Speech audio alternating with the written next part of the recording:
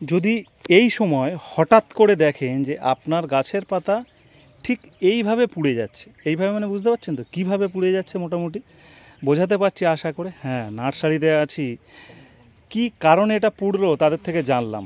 তারা সহজেই বলে দিল যে সমর, যদি গাছে আমার জল দেওয়ার টাইম হয় সকাল 6টা, সেটা রেগুলার আমরা সকাল 6টায় জল দিই, এবং সেই 6টায় জল দেওয়াটা যদি 10টা কিংবা 11টায় হয়ে যায় কিংবা 1 ঘন্টা লেট হয়, অথচ মাটিতে রস নেই, মাটিতে রস নেই না থাকার কারণে, এগুলো কিন্তু মাটিতে আছে গাছগুলো, বুঝতে পারছেন, মাটিতে মানে এরকম গ্রো ব্যাগে করে মাটিতে বসানো আছে, তারপরেও একদিন জল কম হওয়ার জন্য তাদের গাছগুলো এইভাবে ক্ষতি হয়ে গেছে। আর আমরা যারা ছাদে বাগান করি, ছাদে, তারা এবার তাহলে বুঝতে পারছেন তো যে গাছে কোনো কীটনাশক ফাঙ্গিসাইড সেসবগুলো তো পরের কথা, যদি জল কম হয় এই অতিরিক্ত তীব্র গরমে, তাহলেও কিন্তু গাছ ক্ষতি এইভাবেই হতে পারে, এবং সেটা আমরা বুঝতে পারি না, নানান কারণ দেখায়, এইটা হয়, ওটা হয়, সেটা হয়। এই হচ্ছে মূল কথা।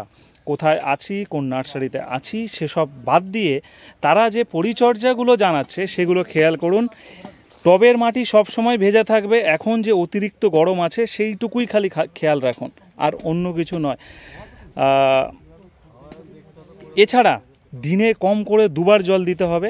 হয়তো অনেকে বলবেন যে আমার তো হয় না, তার কারণ আপনার টবের মাটি ময়েশ্চার আছে, ময়েশ্চার না থাকলে এটা হতে বাধ্য।